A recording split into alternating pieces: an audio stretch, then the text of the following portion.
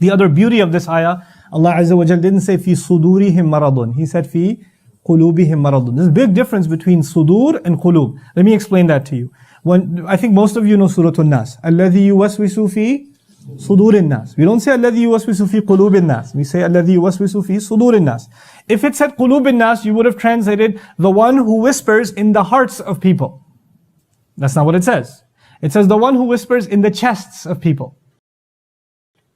Now there's a difference between the heart and the chest. The chest is actually a dharf. It's a place. The thing inside this place, the treasure inside this place is the heart. Shaytaan has access not to your heart.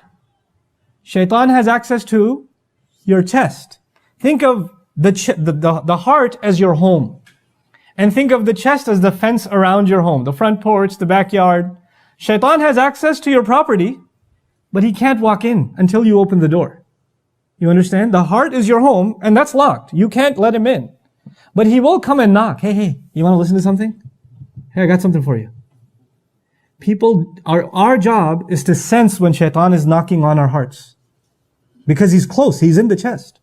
He is in the chest. And he will whisper in the chest. And when someone's knocking on the outside, can it be heard inside? Can it be? Yeah. And the thing is, sometimes when people knock, you can shoo them away, and sometimes people knock and what happens?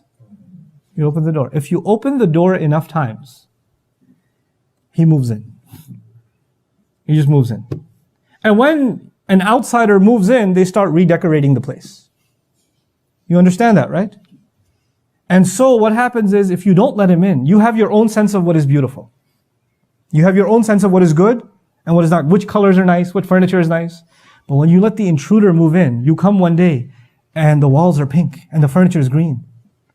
You know, and all the plates are purple. And what just happened here? Well, this is my taste. This is what I like. You know, he's turned the kitchen into a living room and the bathroom into a guest room. And you're like, what is going on here? Why am I telling you this? Because if you let Shaytaan inside of your heart, inside of that home, then what used to be beautiful becomes ugly, and what used to be ugly becomes beautiful. And that's why Allah says, وَزَيَّنَ لَهُمُ الشَّيْطَانُ أَعْمَالَهُم. Shaytaan beautified their deeds for them. Shaytaan cannot make anything ugly beautiful to you until he is where? Inside of your hearts. Now, if you don't let Shaytaan in your heart, what is still in your heart? Iman. وَلَكِنَّ اللَّهَ حَبَّبَهُ إِلَيْكُمُ الْإِيمَانِ وَزَيَّنَهُ فِي قُلُوبِكُمْ. He beautified Iman in your hearts. You understand this imagery? Now Allah says here, فِي قُلُوبِهِمْ مَرَضٌ.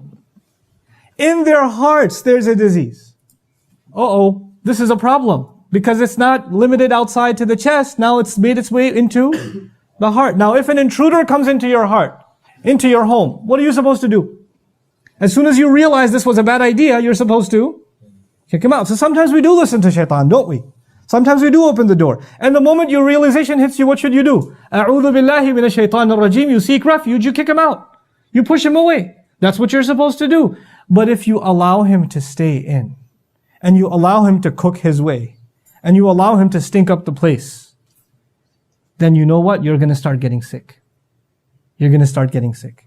And this, by the way, this imagery is going to come full circle. A few ayat later, we're going to find وَإِذَا خَلَوْا إِلَىٰ شَيَاطِينِهِمْ. So now there's a disease inside of their hearts. The thing is though, Allah empowered every single human being. إِنَّ عِبَادِي لَيْسَ لَكَ عَلَيْهِمْ سُلْطَانٍ. Shaytaan was told to his face, my slaves, you will have no authority over them. He cannot force his way into your heart, and he cannot force his way to stay. The moment you say get out, he has to get out. So if you let him in, and you let him stay, that's not because he has control, it's because you never kicked him out. And if you refuse, Allah gave you every tool possible to kick him out. Just say, A'udhu Billah. Just make istighfar.